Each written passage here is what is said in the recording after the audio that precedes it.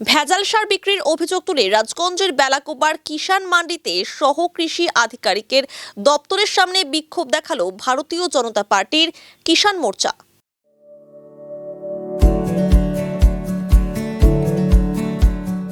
Pampered, not just a hospital, but a mother. অভিযোগ, কয়েকদিন আগে রাজগঞ্জ ব্লকের শিকারপুর গ্রাম পঞ্চায়েতের বিভিন্ন এলাকার কৃষকরা অভিযোগ করেন যে তারা জমিতে সার দেওয়ার সময় দেখতে পান সার সম্পূর্ণ ভেজাল।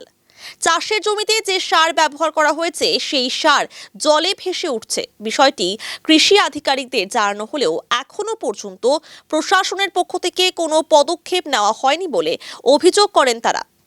এই পরিস্থিতিতে মঙ্গলবার বিজেপির কিষাণ মোর্চার পক্ষ থেকে বিক্ষোভ দেখানো হয়। এই বিষয়ে কিষাণ মোর্চার জলপাইগুড়ি জেলা সভাপতি নকুল দাস বলেন, এলাকায় অনেক কৃষক বিপুল পরিমাণে ধান চাষ করেন, কিন্তু বাজার থেকে সার এনে জমিতে দিলে দেখা যাচ্ছে সার সম্পূর্ণ জলে ভেসে উঠছে, যা ভেজাল। কৃষি আধিকারিককে বিষয়টি জানানো হলেও সারের নমুনা সংগ্রহের পরেও এখনো কোনো ব্যবস্থা নেওয়া হয়নি। তাই আমরা আজ বিক্ষোভে সামিল হয়েছি। এই ভেজাল সার বিক্রির বিরুদ্ধে দ্রুত ব্যবস্থা গ্রহণ না করা হলে বৃহত্তর আন্দোলনে নামা হবে বলে জানান তিনি। দেখুন, গত কয়েকদিন আগে বাজার থেকে পরশের 10-26 সার কৃষকেরা জমিতে দিয়েছে, আমি নিজেও দিয়েছি। সেই সার জমিতে দেওয়ার পর 10-15-20 মিনিট আধা ঘন্টা পর সম্পূর্ণ সার ভাইসে ওঠে। তার মানে কি সারটার মধ্যে কোনো ভেজাল রয়েছে? এই নিয়ে এডিওকে কমপ্লেন দেওয়া হয়েছে। তারা কি ব্যবস্থা নিচ্ছে আমি জানি না। কৃষকরা এইভাবে ভেজাল সার যদি জমিতে দিতে থাকে, কৃষকের অবস্থা কোথায় যাবে? আপনারা দেখেছেন মুখ্যমন্ত্রী তিনি বলেছে কৃষক বন্ধু দেওয়া হচ্ছে, এদিকে কৃষক বন্ধু দেওয়ার নাম করে কৃষকদের কাছে ভেজাল সার পাঠিয়ে তাদের ভাতে মারার চেষ্টা করছে। এই সার এই দোকানে যাদেরকে দিয়েছে, দোকানদার হয়তো নিজেও জানে না তার কাছে কি কোন সারটা এসেছে। প্রকৃতভাবে একদম কৃষকদের সরজমিনে মারার চিন্তা করেছে এই সরকার। আমি নিজে জমিতে দিয়েছি, আমি আজ অবধি দেখিনি জমিতে সার দেওয়ার পর সেই সার জমিতে ভেসে উঠে। আমি কেন, এখানে যত লোক রয়েছে তার মধ্যে 70% লোক ওই পরশের 10-26 ইউজ করে। আমরা চাইছি এর সঠিক তদন্ত হোক।